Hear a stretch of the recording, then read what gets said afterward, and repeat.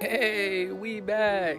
Today I got a video about actually how you qualify for the VA loan or FHA loan, and I'm gonna tell you what all you need for the requirements to get just that. So on to the video. Hello and welcome to the Josh Perkins channel. So today, like I said earlier outside, that I'm gonna understand how you guys can get your VA loan and what makes you eligible for all you active duty or non-active duty military personnel or even retired. So this is just very good information for you. So to qualify, you need to have served 90 consecutive days in active war zone. So technically right now, we're still at war with terrorists. So technically if you serve active duty 90 days, you qualify. And another way you can qualify is you have to have been able to serve at least 180 days active duty service in peacetime. Even for the spouses who, lost somebody in the military also qualify for the loan. And for all you National Guard and reservists, you qualify for the VA loan after spending 6 years in the military. So that's how you can qualify for the loan and some of the benefits that it comes with it. So with the VA loans, when you apply for a house and you're going for like $400,000 and stuff like that, you have to show that you have the money for that, and they want to know that you have residual income, which means that once all your major expenses are paid, they want to see that you still have money left over for house expenses such as like food, gas, electric, and all that. Because if it doesn't, then it won't meet the VA requirements and you won't get approved for it. So when you go to get, they don't deny any approval for whatever loan amount you need. You just have to show that you have residual income after all expenses are paid for, because VA loan is so good with what they do in regards to allowing people to have the VA loan. They have the least amount of foreclosures. So this is why. So if you want a VA loan and you want it anywhere, and it says that you need to fill out a application called the VA form 261880, which most loan officers can do that for you, and that leaves like hassle free for you. So you can apply through this benefit online by yourself, or you can talk to a loan officer who will do it for you, and that takes 30 to 45 days. Now when I bought my house, I did it through the mortgage broker that I bought it through, because he was also a loan officer, and he was able to submit my stuff and get me approved. I was already pre-approved for the amount that I needed because I went to original loan officer. But what happened is that the loan officer, the rates that they were offering was too high compared to what the person who was selling me my house rate. So I went with the lower rating. So I was already approved, which took not that long. So you can get approved within like a month. So if you're looking for a house 6 months out, start working on it like a month before you start planning to find your house. Because if not, it might get you held up, and not all houses are eligible for the VA loan because they have to be, when they're appraised,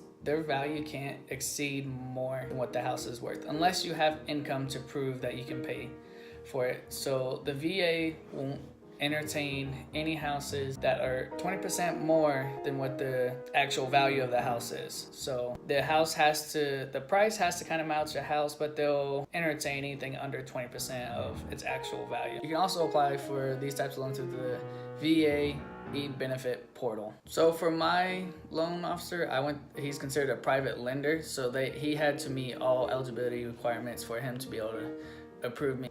As a potential borrower, you have to satisfy the VA's needs too. You had to have debt to income ratio, showing that you're not so far in debt that you're not gonna be able to pay for your house. If you're a veteran of the military and you were discharged as dishonorable, I'm sorry, but you don't qualify for the VA loan. When applying for the Veterans Affairs, they also take about 30 to 45 days to process your entire eligibility. If you have any more questions about how to qualify the VA loan, just leave them in the comments and I'll be sure to answer them. For the veterans, I will leave a link down below for where you can find all the information out that goes way more in depth. Now for everyone who's not in the military and still wants to buy a house, there's the loan called the FHA loan, which is very commonly used, and on screen you will see how to qualify for it and what you need and what the difference is between a conventional and an FHA loan. So enjoy reading. For a conventional loan, you need 620 for a credit. You need 5 to 20% down. You can get the loan term for 10, 15, 20, and 30 years. The interest type can be variable or fixed, which a variable rate means that you could have one rate for 1 year at like 3.75, and the next year it might go down to 3.5 and you get that rate, or you might get entertained and go up to 4.5 the next year. So a lot of people don't really go with the variable rates because the market's always changing. So for the FHA loan, you need a 500 credit score minimum. If you have a credit score over 580, you can put 3.5% down on a house. This is a 15 to 30 year commitment, and this is a fixed rate only. The reason why the FHA loan is so nice is because it's more flexible to buyers and more people can qualify for it, therefore putting people in houses and actually getting them started on their future. Just like with any loan, that loan you still require proof of employment, proof of income, just everything you need to qualify for a loan that you traditionally need. You just need a lot less of a credit score. Pretty much is what the FHA loan is for. If you have $55,000 a year that you make and you only can put $12,000 down towards a house, you qualify for a house at $310,000. The FHA loan also allows for the borrowers and lenders closing costs. A couple examples being appraisal, a credit report, or title expense. Lenders typically charge a higher interest rate though if you go with them paying for your closing costs. No matter who your lender is, they must be FHA approved. Whatever bank, they have to be approved through the FHA. Another good thing about it is it has a 2-part mortgage insurance. So with FHA loan, you need a premium insurance, which starting out, so if you have a $100,000 house at 1.75%, generally you will need $1,750 for the loan.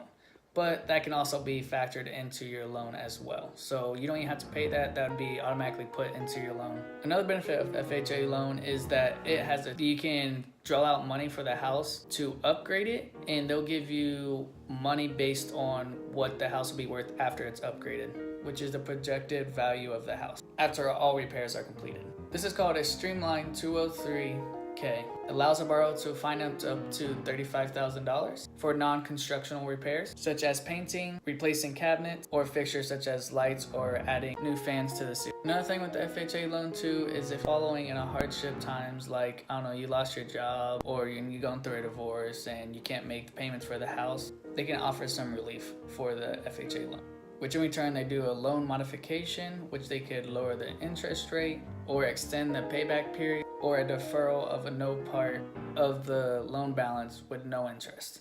I mean, that sounds good, but obviously you have to prove that you're going through hardship times, and I'm sure you'll get a call if you aren't making payments. But that's been a quick rundown of the FHA and VA loan and how you can qualify and what you need to do to be able to get that. So for FHA loans, I'll leave a link down below so that way you can see what you qualify. It also has a number thing that you can mess with about how much you make annually or a year. You can sign it out, and don't forget to like, share, notification, and subscribe in that circle.